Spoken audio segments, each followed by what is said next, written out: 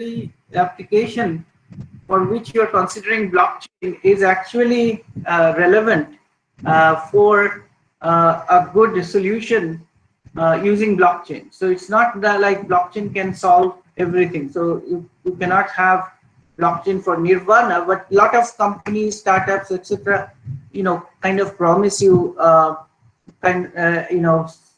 panacea solving all kinds of problems with blockchain. So unless you actually are familiar with the technology very well, you might not be able to decide whether the application that is being promised, saying that it is a blockchain based solution and therefore you should buy it or you should use it, whether that makes sense or not. So you have to know that also. So is it just hype and hyperbole?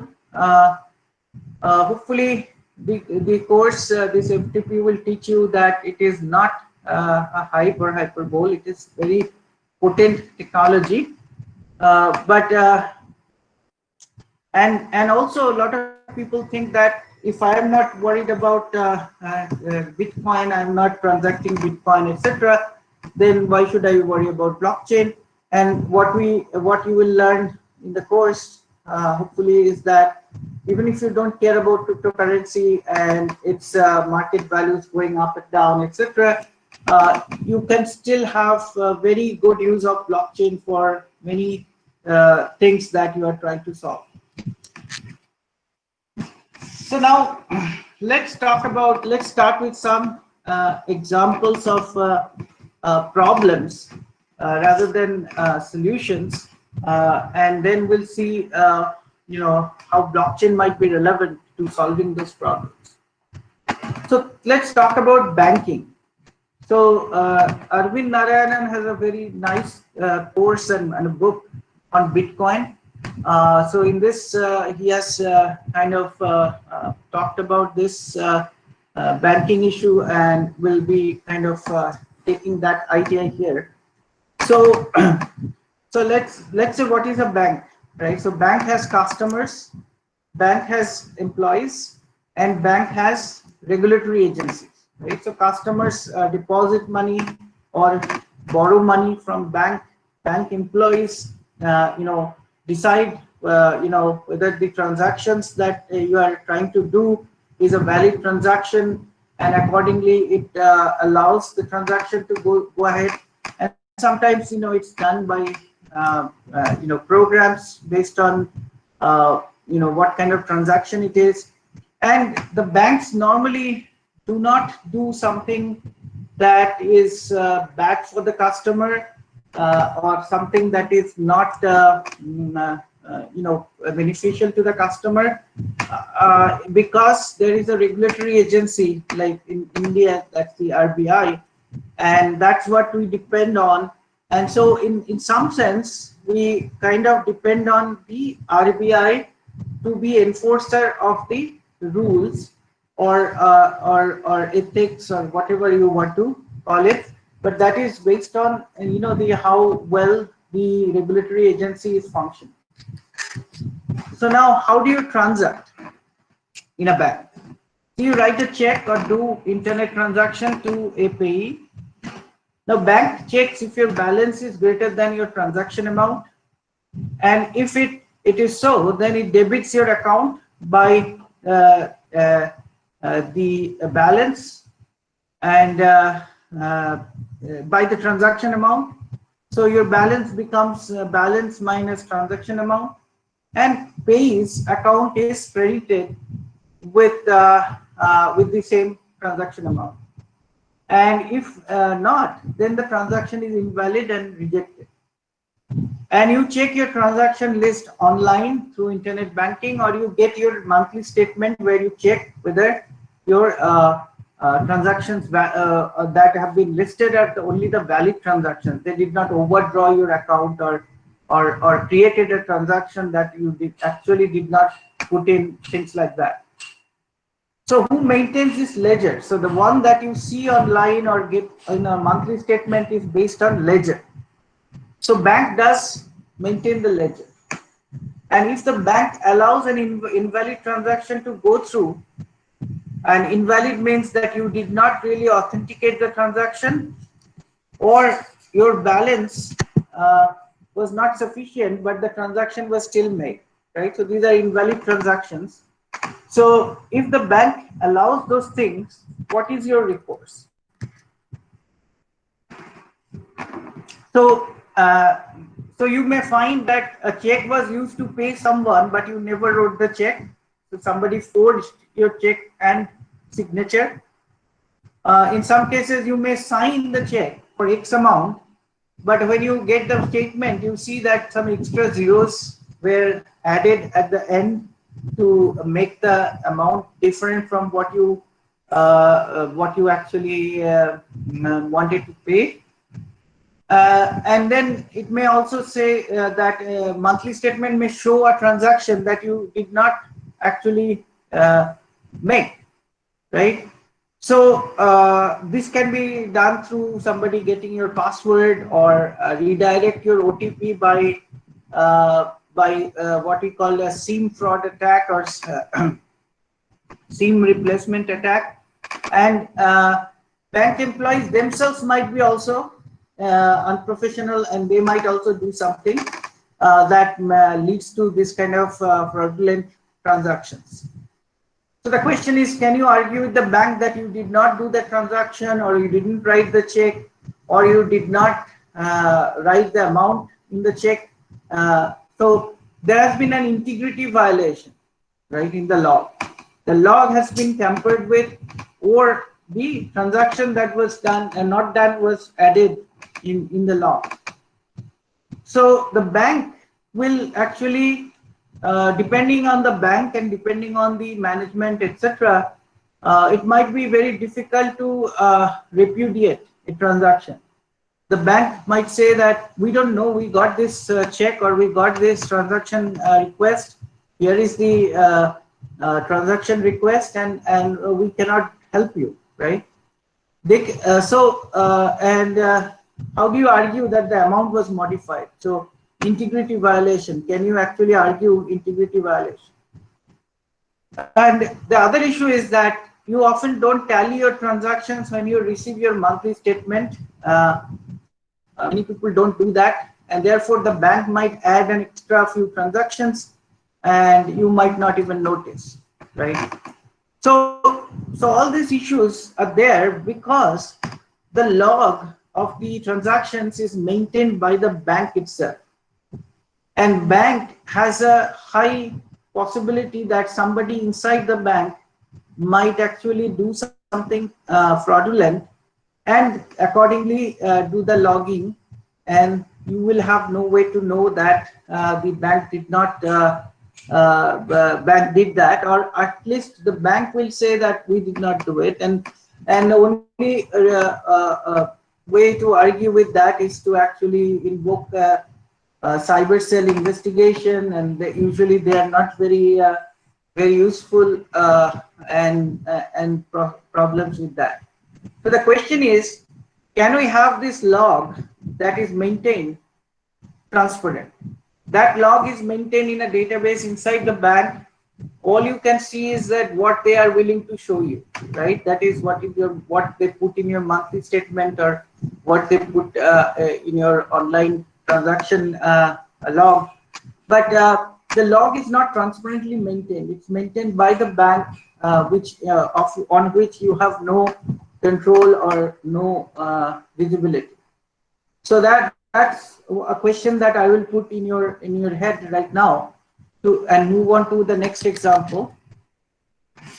Here is another example. So you have a supply chain issue. So let's say you're a restaurant, and you buy ice cream regularly in bulk from supplier B, and supplier B transports the ice cream made in company C's factory, and on delivery you find that your ice cream is already melted. Now your question is, who is responsible?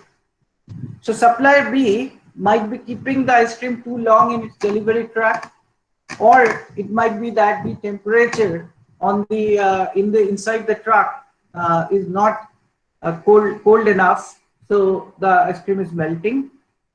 Supplier C may actually have their factory or their storage might have a temperature problem, but they might actually pass the fault to the supplier B. So how do you know who is at fault, right? So you might actually put sensors. You might say, okay, B and C, I have had enough of it. I now want you to put temperature sensors on your truck and in your storage and in your factory, and the temperature data is digitally sent to me, and no, first you don't say it has to be sent to you. You say that you log the temperature every 10 minutes or every 5 minutes or every 15 minutes, whatever, and I will go and audit the logs. And if I find that your temperature was violating the required temperature threshold, then I will hold you responsible, right? So now the log is being maintained by B and C, and A is doing an audit, right?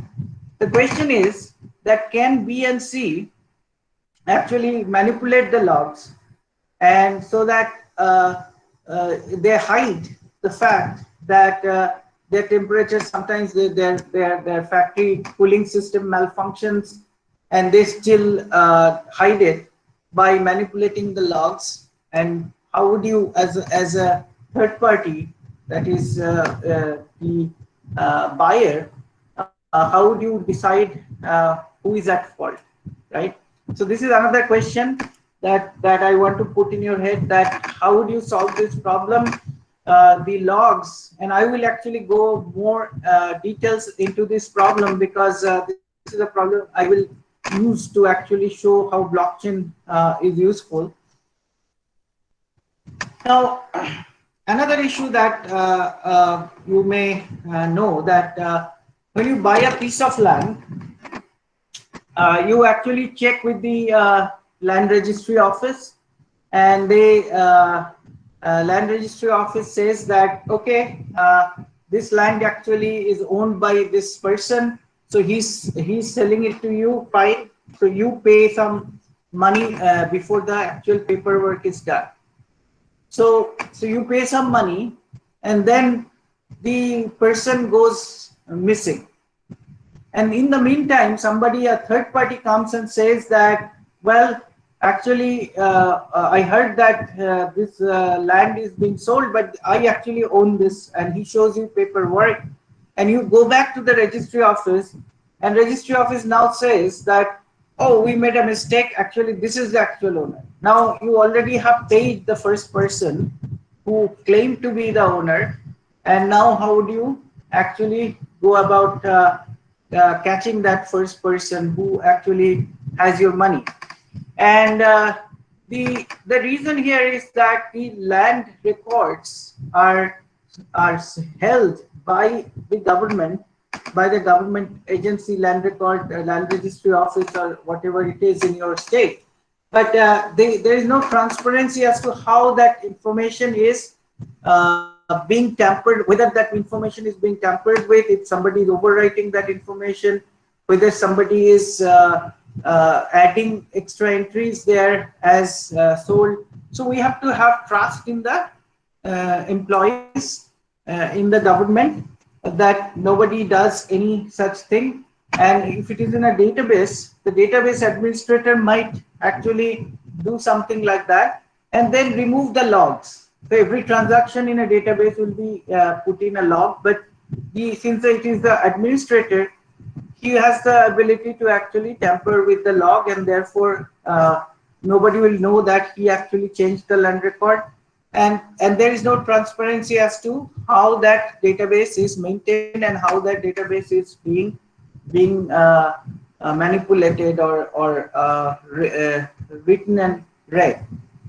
So the question is, can you actually do something so that there is transparency as to how this land record data is kept, and who accesses that data, who writes on that data, who reads that data? This information has to be transparent and public to everybody, every stakeholder, so that you can actually hold the person responsible. So that's the another question to put in your mind.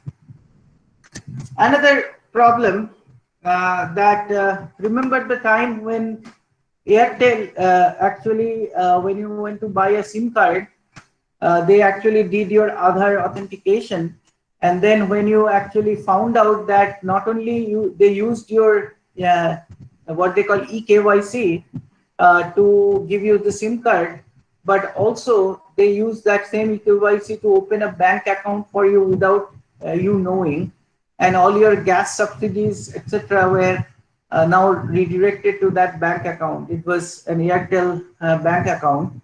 And similarly, somebody might do an eKYC for you, right? For example, somebody might lift your fingerprint from somewhere from where you have touched, and then use that to do an eKYC for you on the for and do pretend to be you and do something. Right now, the only way to know that is that you go to the DIY website and look at your eKYC log, right? So if you go to your account, they will show you the who, how many times where your eKYC was done. But if it is done in connivance with the UIDAI itself, then they will delete the corresponding eKYC, and you will not be able to know that somebody did an eKYC in your name. And so you have to trust UIDAI completely to trust that the logs they're showing you is actually the real log and not tampered log, right? So how do you actually solve this problem such that this every time an eKYC is done, it is transparently logged so that you can actually see and you have some kind of a technological guarantee that that log is not tampered with. So that's the other question I have. Another problem that we often face in the academics, that most of us use a online grade submission and management system. The way we do that is that we go through a web interface, we upload the grades of students, and then students can see their grades also through the web interface. And now actually the grades get stored in a database, right? So in our case, it is Oracle. In some other system, it may be MySQL, MSQL, whatever. Now the question is that if some student goes around our back and bribes the database system administrator and changes some of its grade, or actually can himself go and logs in by hacking into the system and changes the grade. Normally we wouldn't know, because nobody goes, if you have 100, 200 students in your class, you don't, after submission, you hardly ever go and check that the grades you gave are the grades that are on record, right? In the meantime, somebody can manipulate it and make somebody pass, graduate, etc. And there could be money to be made by the back-end administrators. I'm not saying that this is done, but this is a possibility that we have to consider. The question is that how do you make sure for every stakeholder, that is student, the administration, and the faculty, that there is transparency as to who accesses this database, when, and how many times, and therefore that information should not be a plain log, such that a system administrator can delete that log or manipulate that log. It has to be in a technologically guaranteed store where the such manipulation is not easily possible or almost impossible. So that's another question that we need to often think about. So these are some of the questions that I want you to think about, and these are the questions that I will actually take one of these problems. So I gave you problems about how to keep your bank transactions transparent and visible to everybody, not everybody in the sense that your transaction should not be visible to somebody else, but your transaction as it is done, it should be immediately visible to you. Similarly, but the privacy of your transaction should also be maintained. Similarly, I talked about this problem of supply chain, that how do you actually attribute the problems in a supply chain, where in the supply chain the problem might be, that kind of information. And there we formulated the problem of using IoT devices like temperature sensors. The question is, how do you use that IoT devices in a way so that you can actually be assured that you have no integrity violation, no non-repudiation, etc. Then we talked about this problem of Aadhaar, that how do you keep the Aadhaar log transparent, the eKYC logs transparent. Then we talked about the land records, the question of whether you trust the government entity to keep your land records completely manipulation free, or should it be not should it be more transparent. And then we talked about this more mundane problem of grades, and who actually accesses and writes etc. on the grade database. That information should be transparent to all the stakeholders. So these are the some of the issues that I want you to be able to solve after taking a course like this. And this course is not about, or this lecture is not about Bitcoin or currency. And the question is that, okay, so Bitcoin, we often hear that Bitcoin is used for ransomware.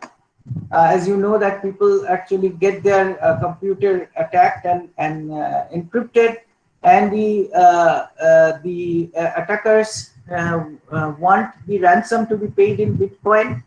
We know that that Bitcoin is often used for other criminal purposes.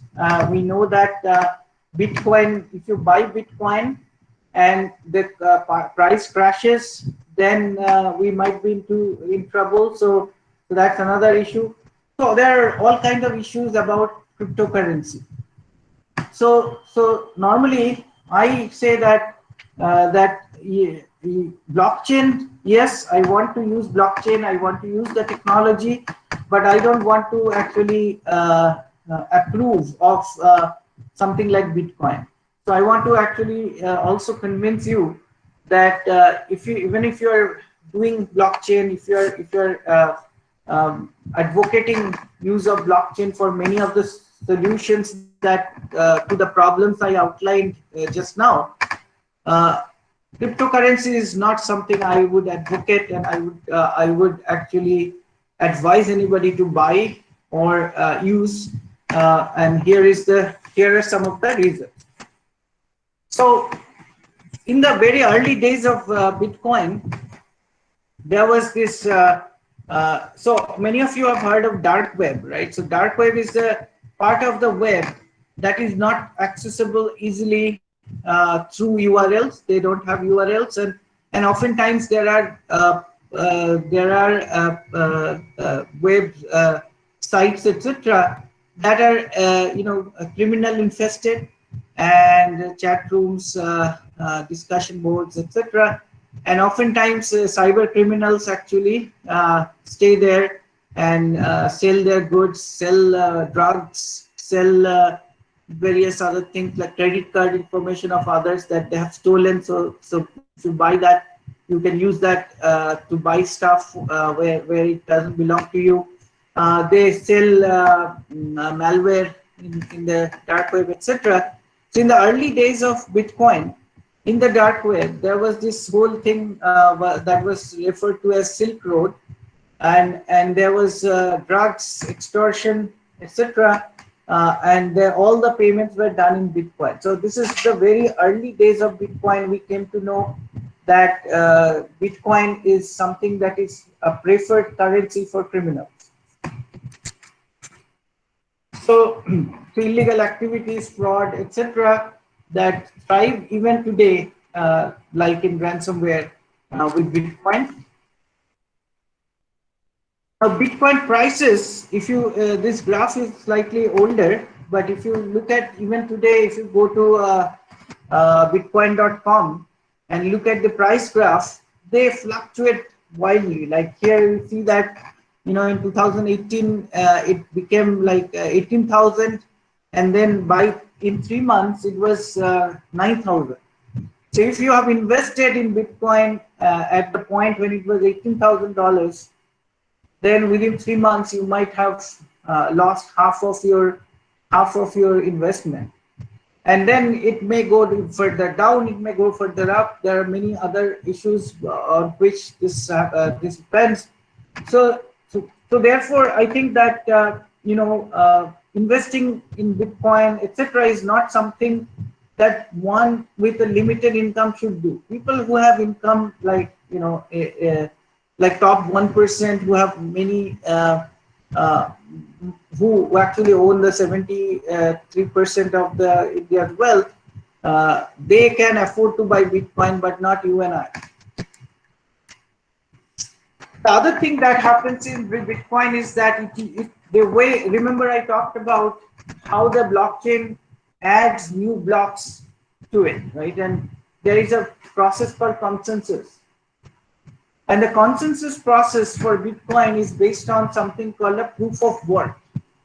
And the proof of work, I said that I earlier said that every node competes to add a block that it has created, because Bitcoin gives you a reward for adding the block. If your block gets selected as the n+1th block, then you will be rewarded a number of Bitcoins. So it used to be 50 Bitcoins earlier. Then after several years, it became 25, and now it is 12.5. But there are a lot of Bitcoins, a lot of money to be made if your node gets accepted in the Bitcoin blockchain. Now, the way this competition unfolds is that you have to solve a puzzle. It is called hash puzzle, and this puzzle actually can be solved in a brute force computing. And so millions of different hash computation has to be done in order to solve that puzzle. And that means you need huge amount of computing power. So there are Bitcoin companies, mining companies. This whole process is called mining of Bitcoin, because you actually get some Bitcoin by doing this. So for solving these puzzles faster than others, because you have to be the first to add this, you have to actually burn a lot of power, and huge farms with specialized hardware has to be used in order to solve this puzzle. So there are mining companies that actually just do a huge amount of trillions and trillions of computation to add one block, and that basically is going to be extremely energy consuming. So the amount of energy that is required is more electricity than 159 countries, including Ireland and most other countries in Africa. So you can think about the impact on climate, impact on national economy. So there is a huge amount of coal burning, and so therefore it's a very what we call proof. That's why the headline was proof of work or proof of waste. So it leads to a lot of waste.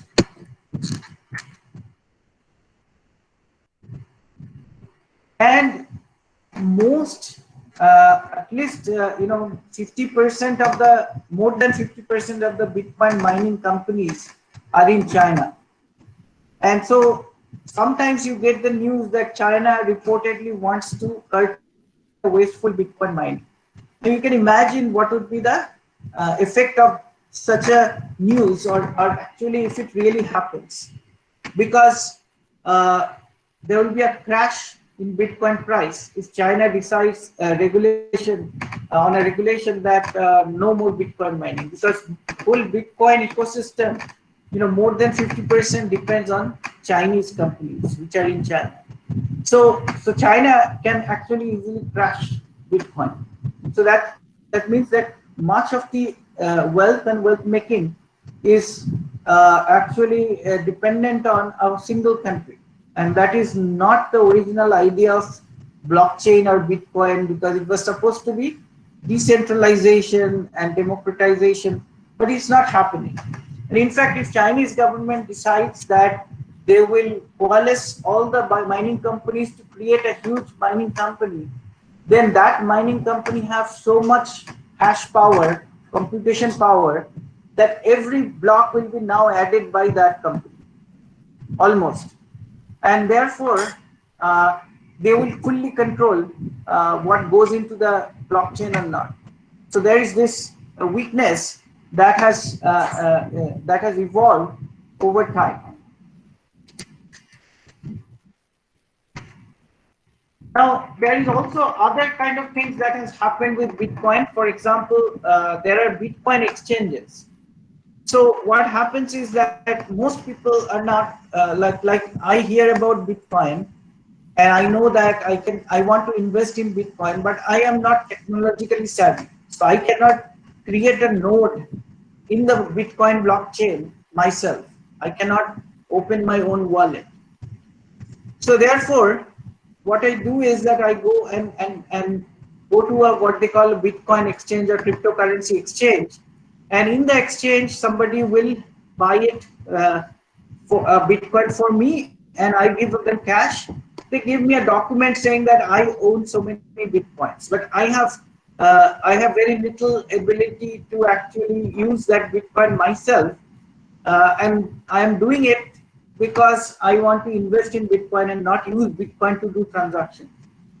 Now, the whole Bitcoin or this kind of blockchain that are cryptocurrency supporting depends on something called a private key and public key pair. So your public key becomes your address to which coins can be sent or from which coins can be spent.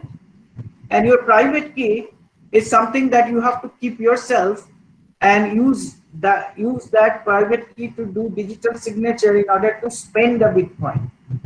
Now, if you lose your private key, then you will lose the Bitcoin forever, right? So in Mt. Gox, what happened is that in an exchange, these private keys are kept in vaults, digital vaults, and customer doesn't need that private key because customer doesn't know much technology. So these private keys were stolen in Mt. Gox, and it is actually suspected that the actual owner of this Bitcoin exchange was responsible, or he actually stole them, but it's not clear yet. But in this case, all the private keys were stolen and money was siphoned off. So all the Bitcoins owned by Mt. Gox were actually siphoned off, and therefore the customers basically lost all their investment. And it was found that the CEO himself was having a very lavish life after that. So this is another possible problems with the cryptocurrency.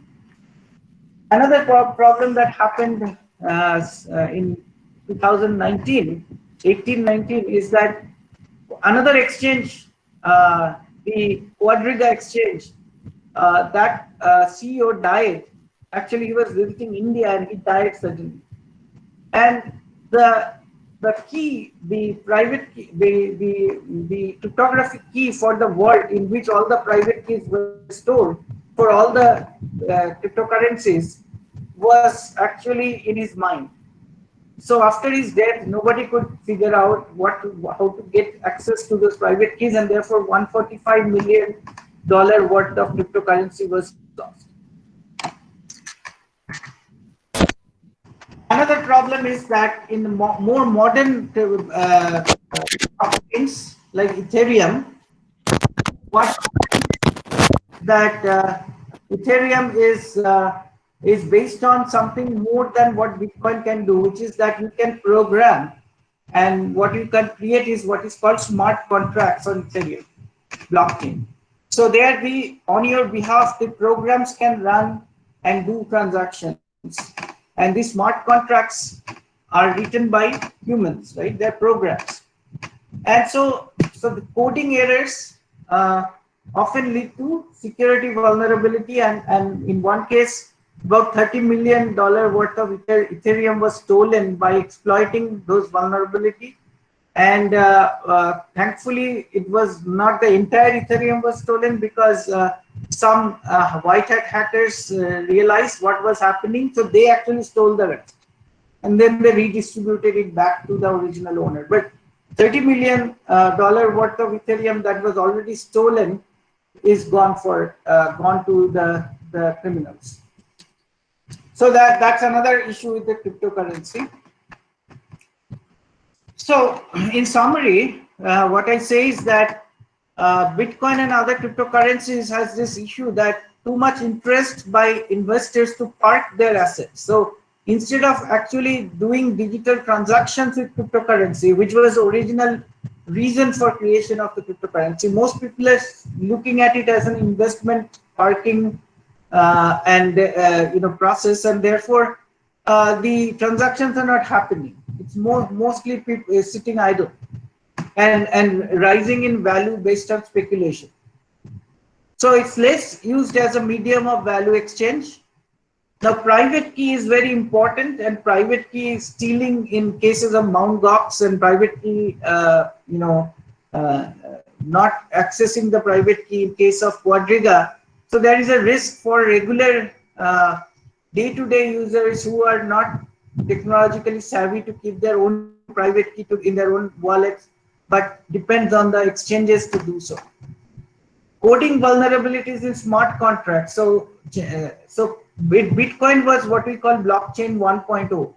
It did not have it has a scripting language which is very, very simple, stack-based language. But Ethereum onwards, so blockchain 2.0 onwards, everything is done by smart contracts.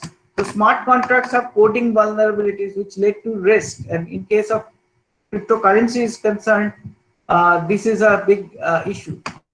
The market volatility is a big problem, that the prices go up and down. So for common people, investing in cryptocurrency is kind of foolish.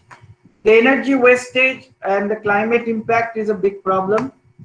And too much concentration in one country, that is China. So there is a whole risk. There is also regulatory risk, because at some point RBI said that no cryptocurrency.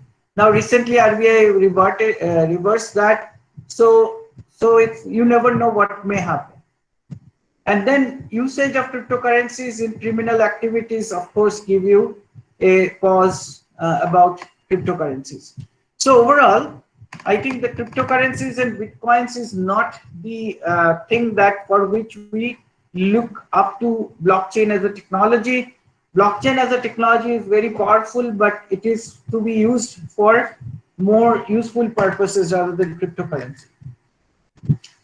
So coming back, what is blockchain? Blockchain technology is a digital innovation that has potential to significantly impact trusted computing activities and therefore cybersecurity concerns as a whole.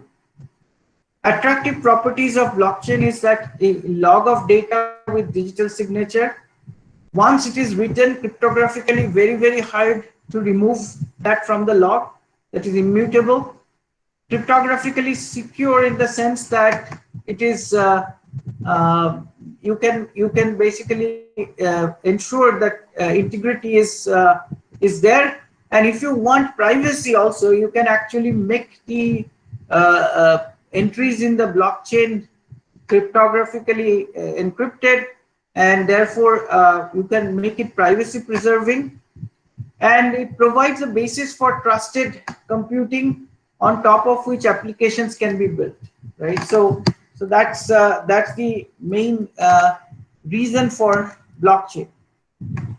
Now, what is meant by trusted computing? Trusted computing is that the question is, who do you trust, right? So you can trust your hardware to not leak your cryptographic keys. You can trust your operating system to not look into your computational memory and leak out your keys, for example. You can trust your hypervisor to not mess up with your process memory. You can trust your application not to be control hijacked or attack other applications. But you have to have a trust anchor, like from on top of which you build all your trust. So question is, where do you build where do you put the trust, whether it's hardware, operating system, application, or the manufacturer? So, and in many real life transaction activities, trust model is the inverse of the threat model, right? So what do you mean by that? So do you trust your bank not to take out small amounts from your balance all the time, right? So bank can actually take out 1 paisa per transaction, and they can make huge amount of money and you wouldn't even notice. For example, there was a movie called Office Space based on this idea. Do you trust the Department of Land Records to keep your records integrity? Do you trust UIDAI officials to keep your other data from unauthorized access? Do you trust your local system admins to not to go around your back and change settings, leak passwords, change database entries, remove their actions from system logs?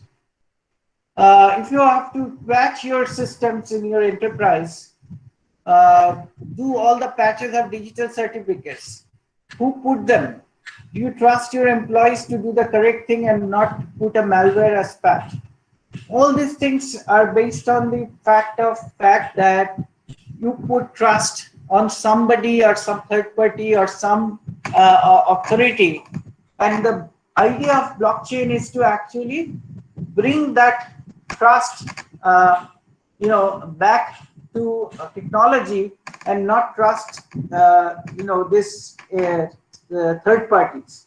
So blockchain is a technology that gives you the ability to trust and transparency without having to put your trust into government authorities or system administrators or system managers, things like that, banks, etc.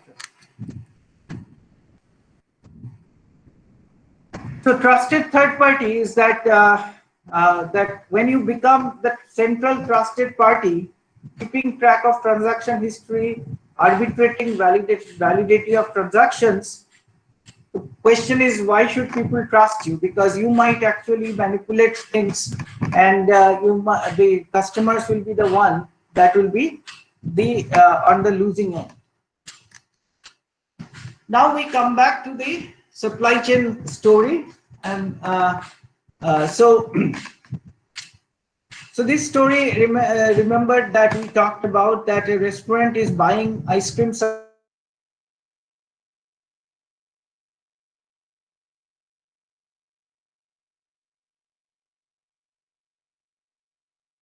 and there is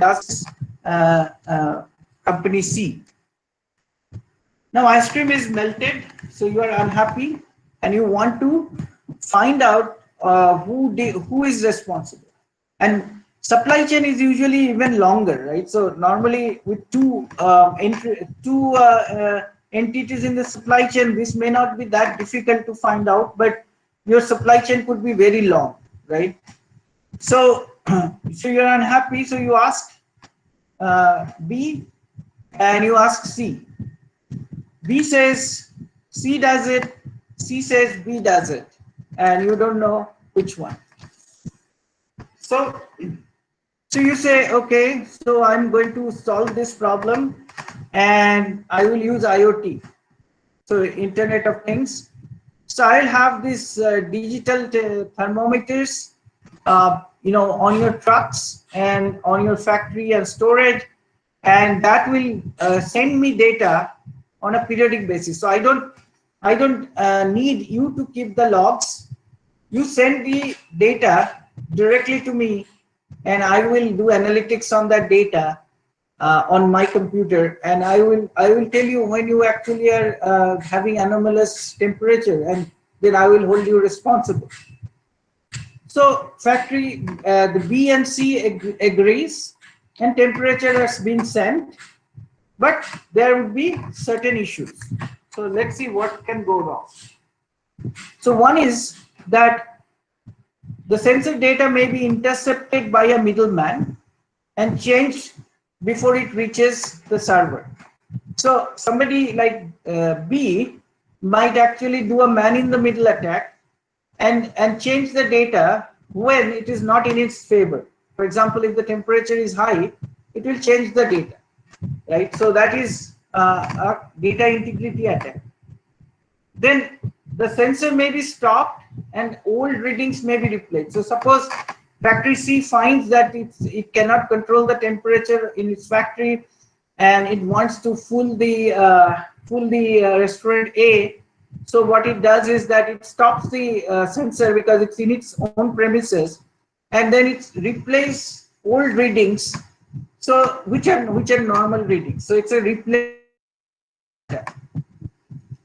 What the server gets from factory C may be actually manufactured by supplier B. What does it mean? So when the data is on its way from factory C to A, the man-in-the-middle attack by supplier B, and it increases the values, the temperature values, to make C look bad in A's eyes. So therefore, there may be a data authenticity issue, that whether the data that is being received by A is actually coming from factory C, or actually it is somebody has manipulated it on the way. Now, if restaurant A claims that C's temperature reading shows that the ice cream was melting in the storage, C can say that, well, the message you received is marked as mine, but it is not mine. There was a man-in-the-middle attack. So it's a repudiation. So restaurant A will not be able to pinpoint to anyone in the supply chain with full confidence, right? Because you can argue that there has been a man-in-the-middle attack, so data is not correct. There may be a replay attack, so you may not even see that real data. Or even if you get the data, the data origin might claim that, well, that is not me, and that was actually manipulated on the way. So, but there are solutions for this. For example, you can use message integrity proof by adding hash or integrity codes. So you can also use digital signature of the individual IoT devices, so for authenticity and non-repudiation. Assuming that digital signature cannot be forged and private keys are kept safe. You can also use timestamping with the IoT data before hashing for integrity, so that will avoid the replay attacks. So now, if you do all this, then factory A, when he finds that there is a temperature violation, the other party cannot claim that, well, this is not from me, or there cannot be a replay, etc. So the factory A can be happy with the arrangement, right? So this is a solution for factory A. Now, the problem is not ending here. So there is a concurrency issue here. So in the real world, A is not the only place where B and C are suppliers. B and C are suppliers to many other companies, restaurants, shops, etc. Similarly, A has many more suppliers. Ice cream is not the only thing it sells, so it has many more suppliers. Similarly, B transports material from many more factories than just C, right? So solving A's problem for only B and C in mind is not going to solve the supply chain provenance problem for anybody. Only this specific B and C and A, as far as they are involved, the problem can be solved this way, that the way we described. But actually, it's an N square problem, right? So there are N suppliers who also can be consumers of other entities. So there will be all of them are consumers and suppliers, so there will be an n-square messaging problem. So the question is, how do you solve this so that this problem can be solved? Now A might say that, well, since I invented this thing, why doesn't everybody send their IoT data to my server? So you have to send only linear number of messaging. And what I will do is that I will do the analytics, and you can log into my server and watch what is relevant to you and ignore what is not relevant to you. For example, if factory B wants to see its suppliers, it can log into A's portal and check the data that A has analyzed, and everybody sends the data to A. So A becomes now a trusted party. Now question is, why should others trust A, right? So A is not special. So why should I trust A? A might actually have motivations to manipulate data that is coming from its friend's factory and all that stuff. So you cannot really say that, okay, A, you do it and I trust you. So you can other way to solve this is to have a trusted authority. Sandeep sir? Yeah. Your screen is not visible, sir. Please check. Oh. So my screen is not visible for since just now, or Just 2-3 slides because somebody has started presenting his own screen. I see. Yeah. So that's the problem. So let me redo the screen, resume your presentation.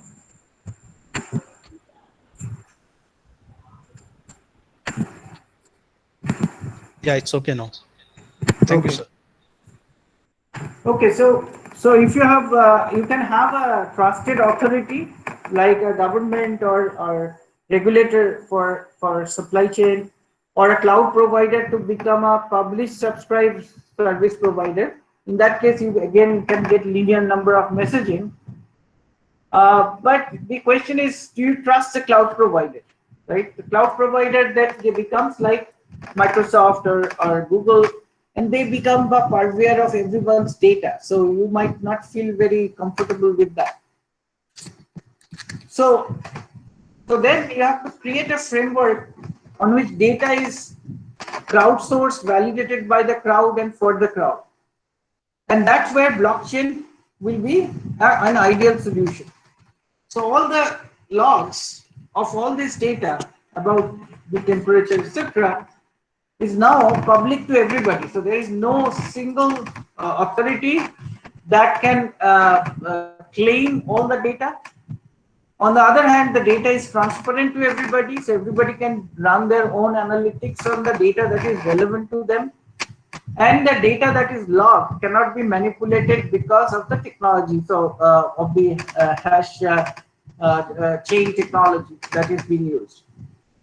So now this is an ideal place where blockchain can be a very good solution. So of course, there is in the blockchain you have to have distributed consensus. The question is that when all messages are coming in concurrently, you have to order them, because sometimes some of the reasoning will become based on ordering. Now, one way to order them is to have a clock synchronization across all the IoT devices, which is very expensive. Nobody will do that. But you can solve the ordering problem with blockchain. Now, if somebody is malicious among these nodes, which are sending IoT data, and tries to send data that is wrong or ordered wrong, the blockchain can be tolerant to that. So usually modern blockchains like Hyperledger, they use Byzantine fault tolerant consensus, which basically is tolerant up to 1/3 of the nodes being malicious.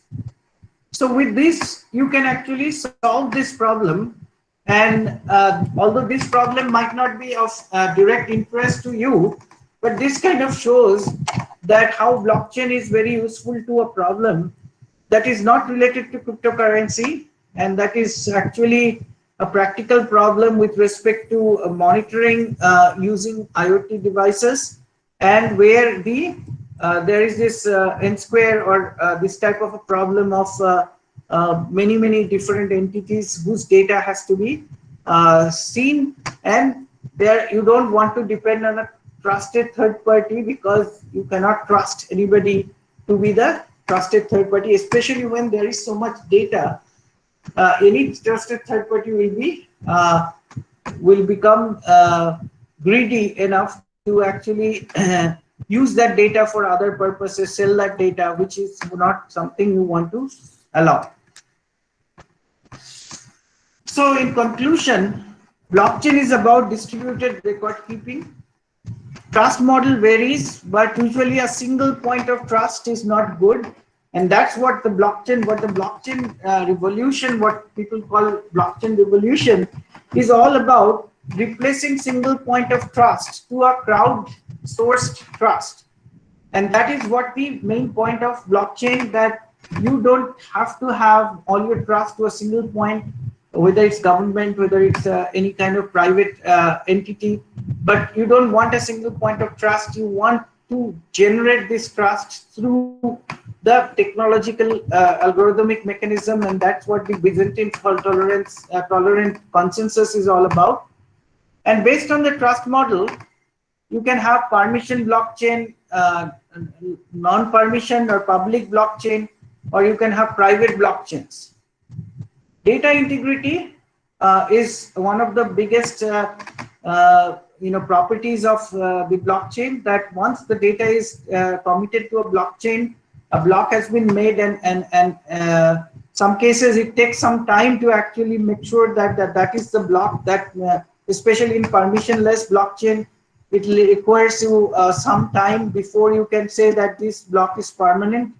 So but once the block becomes permanent, tampering of that data is computationally very expensive, and some cases, like in Byzantine fault tolerant cases, it is impossible, unless of course unless more than 1/3 colludes, or in case of permission proof of work blockchain, and unless 51% colludes. Of course, there is that caveat that there is a large number of colluders. In that case, if the honest nodes are minority, then of course all bets are off. The transactions are authenticated, or events are authenticated with digital signature. So it's a strong cryptographic application. So blockchain is certainly not only about cryptocurrency. And when I teach a course in blockchain, I don't. I try to avoid cryptocurrency and dwell on actual power of blockchain and its potential applications to democratize the trust. So that's kind of all I wanted to say. Now, there are a couple of things I want to say, but before that, let me see if there are questions, so I can address the questions. I have like about 10 minutes left, so let's take some questions, and if there is time, I will say a few other things. Thank you, Sandeep sir. I am extremely sorry that I didn't able to welcome you at the beginning because of some problem with the internet and my laptop. So I regret for that. So a warm welcome to you once again, sir, and thank you for being a part of this FDP program and sharing your thoughts and views on blockchain technology. Now there are some queries in the chat box. Devi Nair S, and she has a query that is Bitcoin mining opened in India? Well, it is not banned, so you can actually do Bitcoin mining. The question is, the amount of infrastructure you require to actually do Bitcoin mining is probably not there in any company that anybody easily, because it requires a huge amount of investment. So I'm not sure if anybody is doing it, but I don't think it is banned. Yeah, thank you so much, sir. And another query is from Aprajita Pandey. Is the amount of resources in terms of computing power and electricity in mining really needed for blockchain application like in agriculture and or renewable energy sharing? Not at all. So actually, that's the point. Like, so if you go into blockchain 3.0, like something like Hyperledger, you don't have proof of work. So you don't need that kind of computation.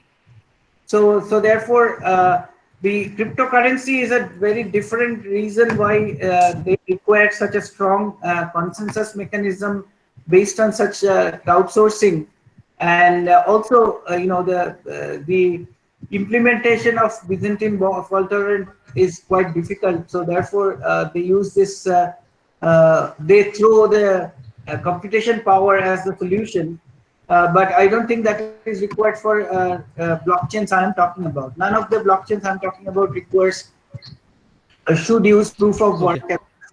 It should be fine. Okay. Thank you, sir. Samama Anwar has asked a question. Is Bitcoin theft possible? Yes, it has happened in the past. So if you compromise your private key, you will lose all your Bitcoin.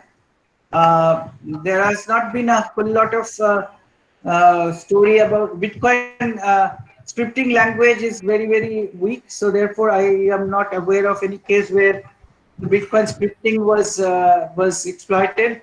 But the easiest way to steal your Bitcoin is to steal your private key.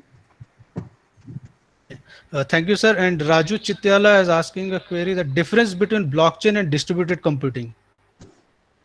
Well, distributed computing has been there for a long time, and the ideas of ideas that are used in blockchain technology is actually a convergence of many ideas, and some of which are from distributed computing, like replicated computing, primary backup, models of fault tolerance, the idea of consensus by especially Byzantine fault tolerant consensus. All that stuff is originated in the distributed computing. So you can think of blockchain as an application of many concepts from distributed computing. Okay, thank you, sir. Another query from Annie Pipita: how is the blocks of blockchain being pointed? Unrelated it with linked list? What is the difference? Yeah. So so if you take a hash of the entire block, and then next block that wants to point to it, you put that hash into that next block. So whenever a block wants to know who is my previously connected node, it has to compute the hash of all the blocks that are there, and then whichever hash matches, it knows that I am connected to it.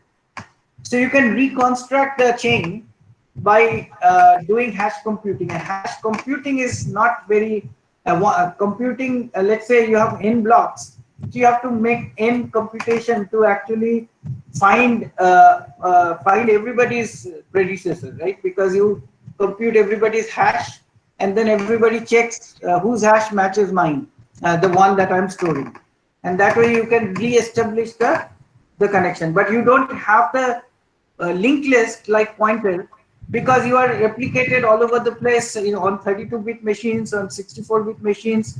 So therefore, you don't have the same memory address kind of thing that actual pointers are. You don't use that. But inside a particular wallet, you can actually use that.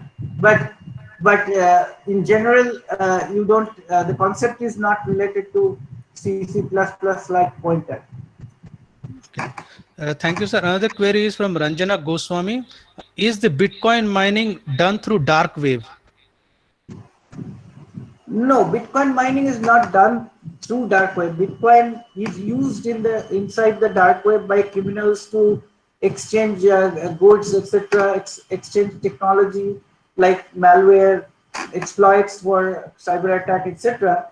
But the mining is basically computing millions of hash. So there is nothing to do with dark web or anything. If you have lots of computing power, you can do this hash computation, out in the open. There is nothing illegal about it. It's wasteful, but it's not illegal.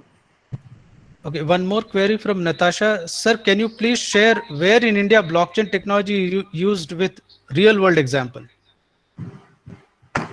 So So there are a number of them. Like for example, first blockchain technology used, I saw that was Akshay Patra Foundation, which is very closely linked to Infosys. They actually used uh, uh, blockchain to actually keep track of midday meal distribution kind of thing, and that was very early use of blockchain I heard in India.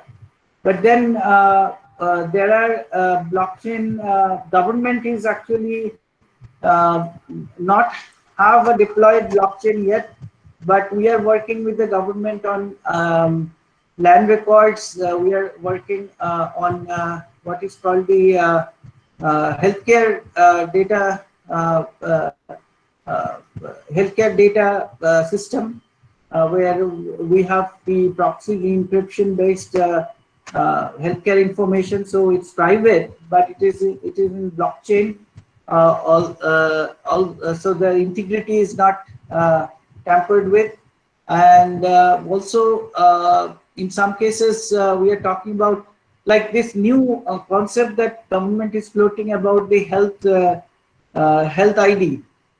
That I think should be done on a blockchain because of the concern about the authenticity and integrity of the data. But I don't think that there are any so many companies like Walmart, they are using supply chain provenance with blockchain because of for keeping track of where the supplies came from. But I don't know any Indian government or organization which is actually have a fully deployed blockchain application. Okay, thank you, sir. Another query is Murari Singh. Is there any way to retrieve the private key of wallet if lost? No. So private key, if it is lost, you cannot retrieve it. If you could retrieve it, that means your cryptography is not strong enough, which is not good. So you don't want it to be retrievable. So so therefore, you have to keep your private key, like your closely guarded secret, and you should not lose it. If you lose it, there is no option. And here, Rishabh Anand is asking that a person named James Howell had claimed that he lost all his Bitcoin since he lost his hard drive. Is it possible? Are documents regarding mining stored in the hard drive? No, his private keys were in the hard drive. So if you lose your hard drive, you lose your private key. So you cannot spend your coins. So that's as good as losing the coins. So those coins cannot be spent by anybody else also. So but you cannot spend it. So therefore you lose it. So Uh, if you this is a common thing in the early days of Bitcoin, that people lost their hard drive and did not have a copy of the private key elsewhere, and they got it. They lost the coins. okay, thank you, sir. Another query is how do you think the high computational power be reduced by miners? Can quantum computers be replaced? So no, so the the massive parallelism that could be obtainable with quantum computing might reduce the time to solve the hash, but that is not good because the whole point of the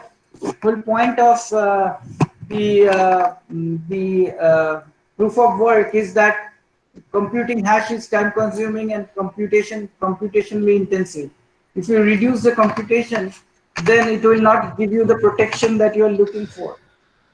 So you basically have to abandon the whole proof of work idea if your hash computation becomes so easy. But there are alternatives to proof of work. There is proof of memory, proof of stake, and proof of authenticity. So there are some alternatives that has come up, none of that has been widely tested.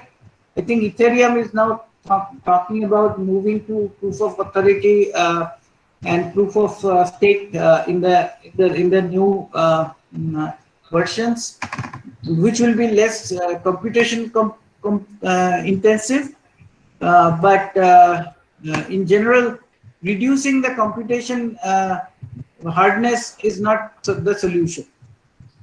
Okay. And we have a last question here by Dr. Arun Kumar BR. What is the cost of blockchain project? Do you think smart contract are secured?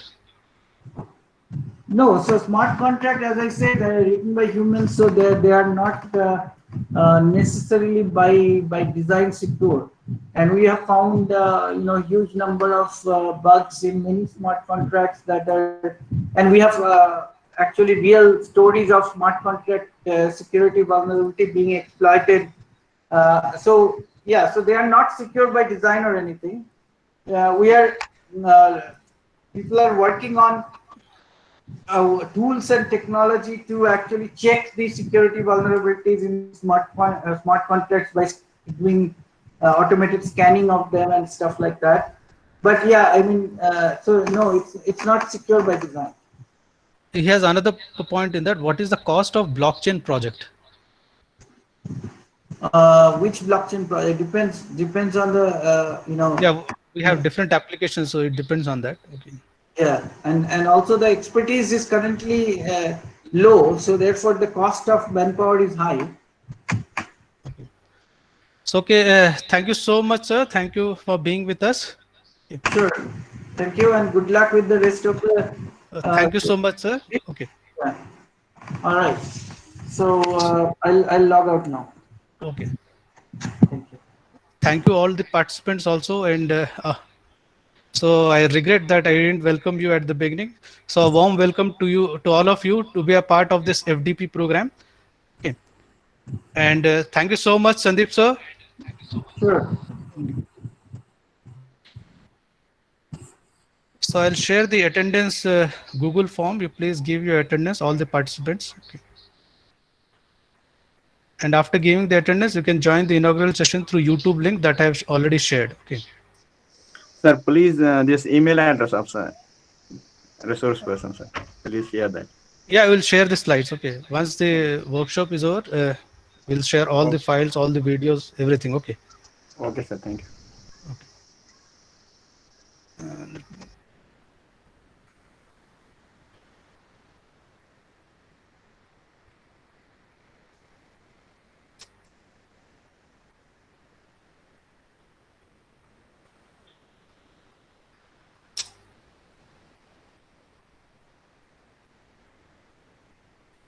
Where do we get the Google form to give In the the group, in the group, you see WhatsApp group? BIT In the Mesra Atal. WhatsApp group? In the BIT Mesra Atal FDP group I have created, na, there will find a Google form. You Okay. see. Okay, so I have to go out now, isn't Just it? received the link. I think I'll move out then from this. Yeah, Is you can that minimize so? it also. If you're using a laptop, you can minimize it. You can through with your mobile Actually, phone I'm doing also. it. Yeah, I'm doing it in my mobile phone. Yeah, no problem. So, Okay, this session is already over. Na? Now you can give the okay, attendance. Okay. okay, okay. Okay.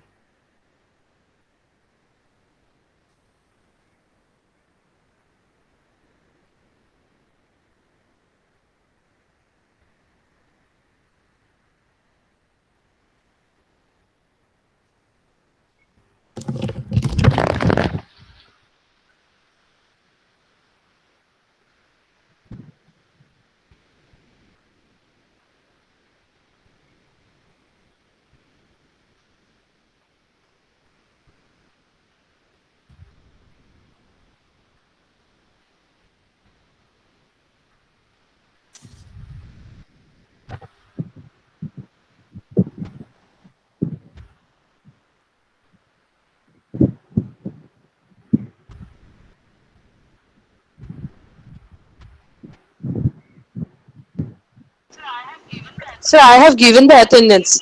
Can we leave now? Yeah, yeah. You can join the inaugural session from 11 to 12.